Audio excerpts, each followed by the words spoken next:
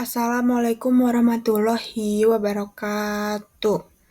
Sebelumnya izin memperkenalkan diri, nama saya Rata Aura Santika dengan NIM 22501912399 dari kelas F. Tujuan saya membuat video ini yaitu untuk memenuhi tugas sebelum praktikum terpadu. Pada video kali ini, tugas sebelum praktikum yang akan saya bahas yaitu tugas sebelum praktikum pada bab 3 yang berjudul Evaluasi Mutu Bahan Baku dan Sediaan Farmasi secara Kimia dan Mikrobiologi. Sebelumnya, saya akan menjelaskan terlebih dahulu mengenai capaian pembelajaran yang akan kita dapat di bab 3 ini. Untuk capaian pembelajaran itu sendiri, ada 5. Yang pertama itu kita sebagai mahasiswa mampu melakukan pengumpulan data dan informasi terkait evaluasi bahan baku dan sediaan farmasi secara kimia dan mikrobiologi. Yang kedua, mampu melakukan penetapan masalah terkait evaluasi bahan baku dan sediaan farmasi secara kimia dan mikrobiologi. Yang ketiga, mampu melakukan penyelesaian masalah terkait evaluasi bahan baku dan sediaan farmasi secara kimia dan mikrobiologi. Yang keempat, mampu melakukan pengolahan data terkait evaluasi bahan baku dan sediaan farmasi secara kimia dan mikrobiologi. Yang kelima, mampu melakukan pencatatan dan pelaporan terkait evaluasi bahan baku dan sediaan farmasi secara kimia dan mikrobiologi. Jadi, itu capaian pembelajaran setelah kita mempelajari bab 3 ini. Lalu pendahuluan. Apa sih mutu bahan baku dan sediaan farmasi itu? Mutu bahan baku dan sediaan farmasi itu merupakan aspek krusial dalam menjamin keamanan, khasiat, dan kualitas obat yang dikonsumsi pasien.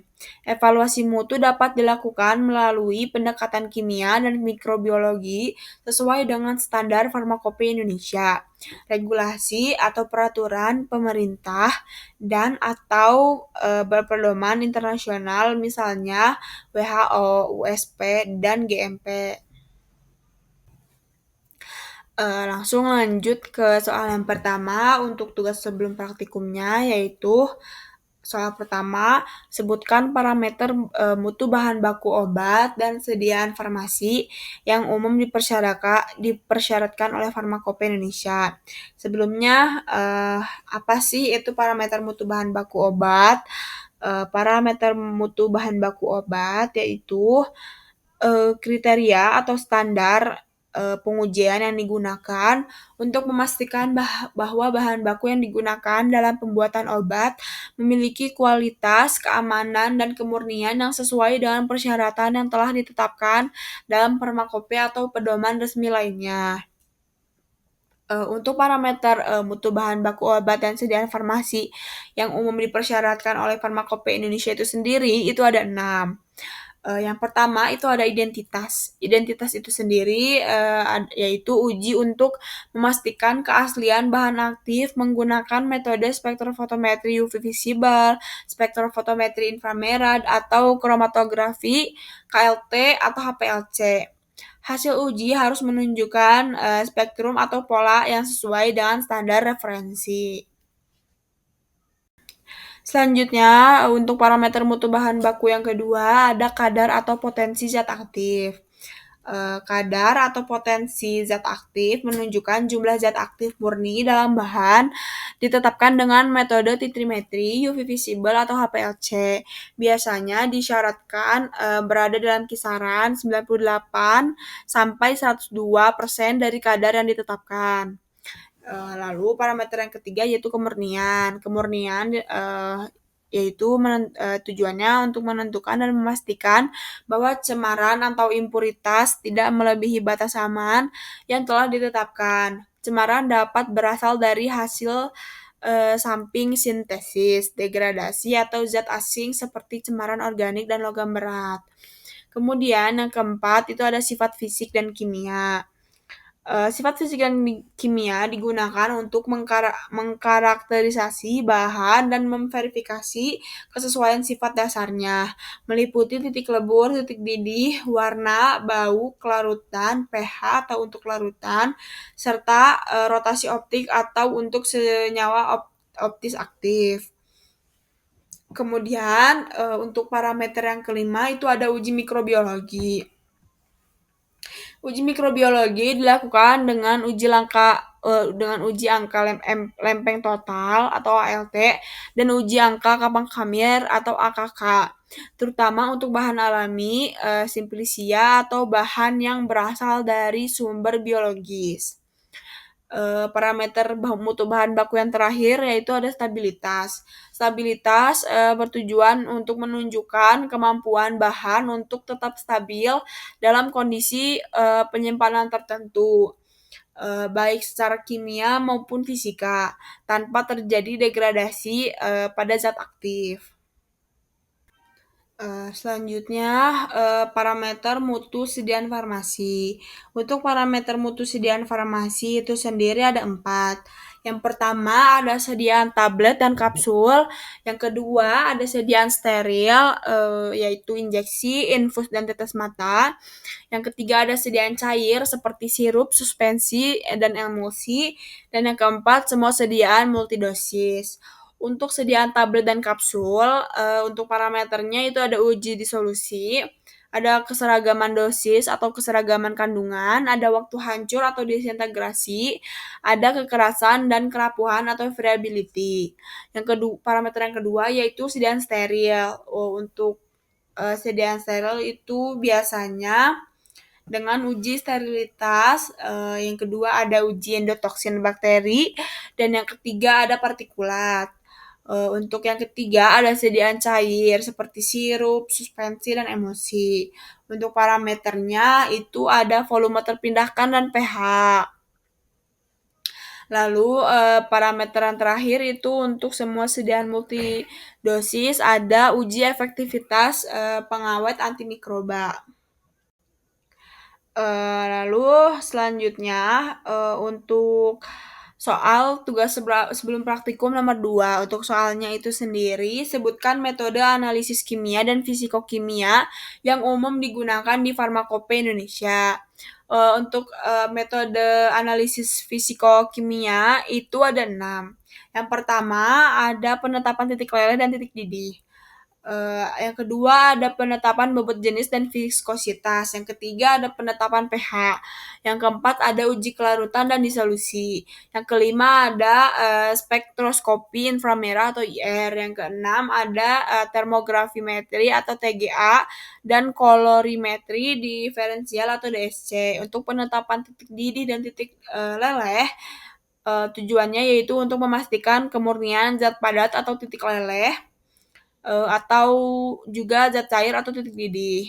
Yang kedua, metode yang kedua yaitu penetapan bobot jenis dan viskositas. Bobot jenis atau specific gravity menunjukkan massa per volume zat, sedangkan viskositas menunjukkan ketahanan terhadap aliran.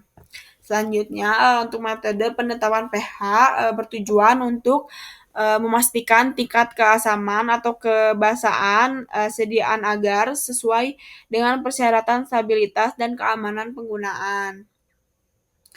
Selanjutnya, metode yang keempat yaitu uji kelarutan dan disolusi.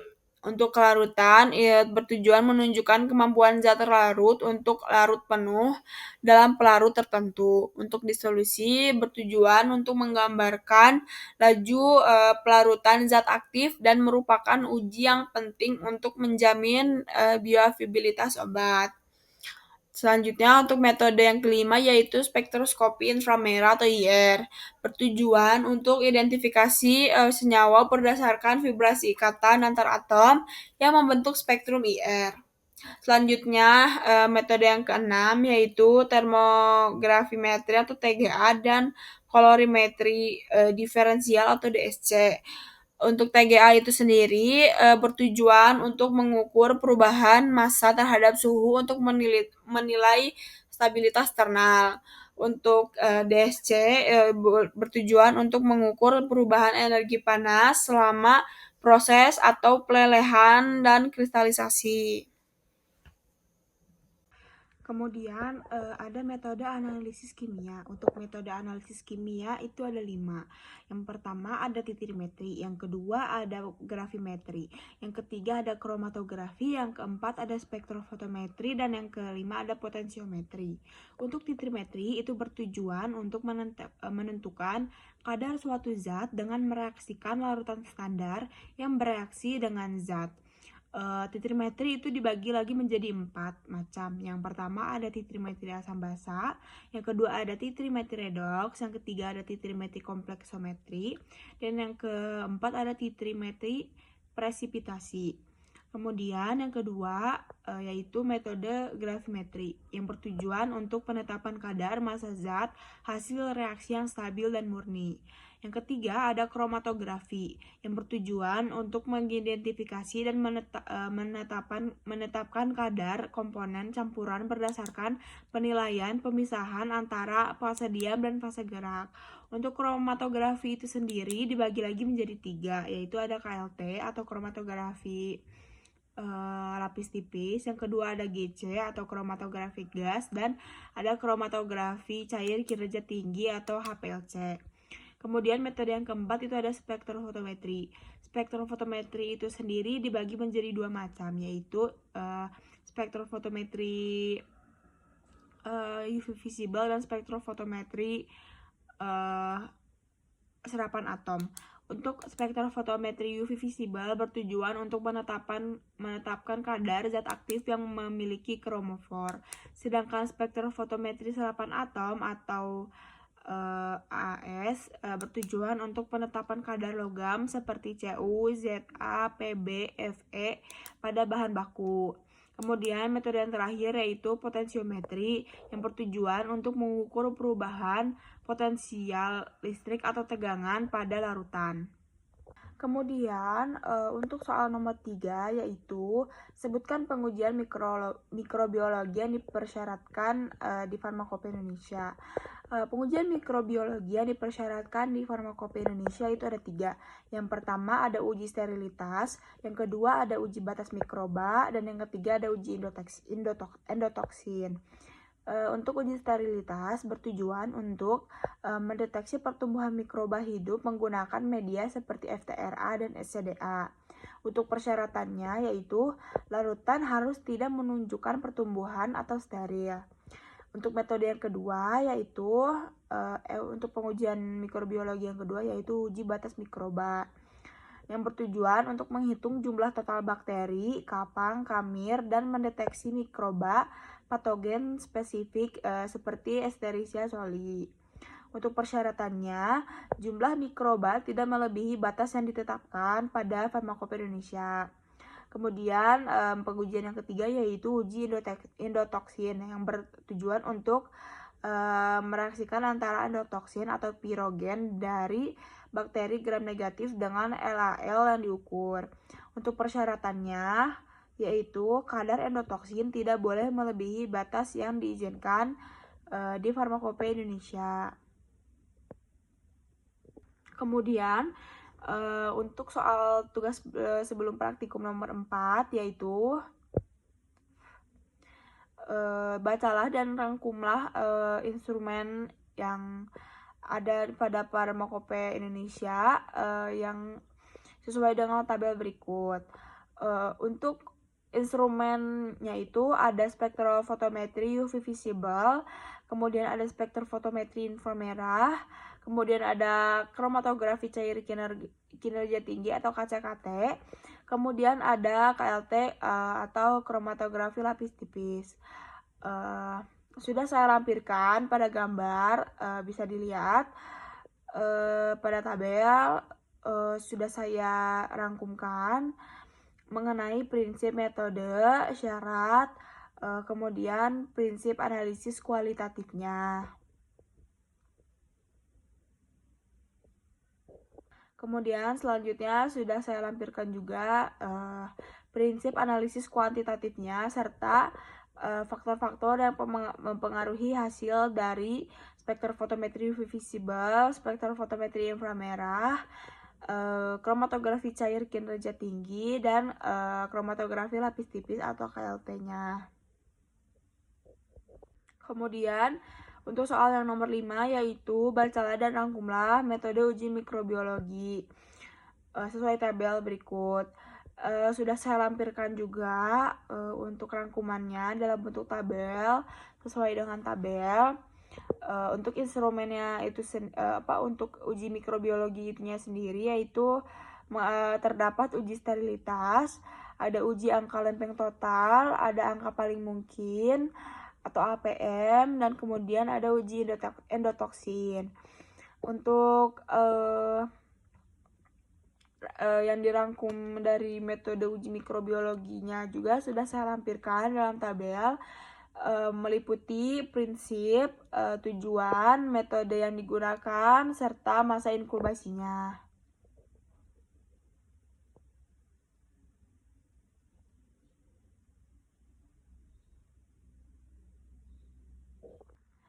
Nah, ini lanjutan dari tabel sebelumnya. Ini untuk keterangannya ada interpretasi data, ada prinsip pengambilan kesimpulan, serta faktor-faktor yang mempengaruhi hasil dari metode uji mikrobiologi itu sendiri. Yang terakhir itu ada kesimpulan. Kesimpulan dari bab 3 ini yaitu evaluasi mutu bahan baku dan sediaan farmasi bertujuan untuk menjamin keamanan, khasiat, dan kualitas obat sesuai standar farmakope Indonesia dan BPOM. Pemeriksaan dilakukan melalui dua pendekatan utama, yaitu analisis kimia dan analisis mikrobiologi. Untuk analisis kimia itu meliputi spektrofotometri visible, spektrofotometri inframerah, KCKT, dan KLT. Sedangkan untuk analisis mikrobiologi itu meliputi uji sterilitas, uji angka lempeng total, uji paling mungkin, dan uji endotoksin.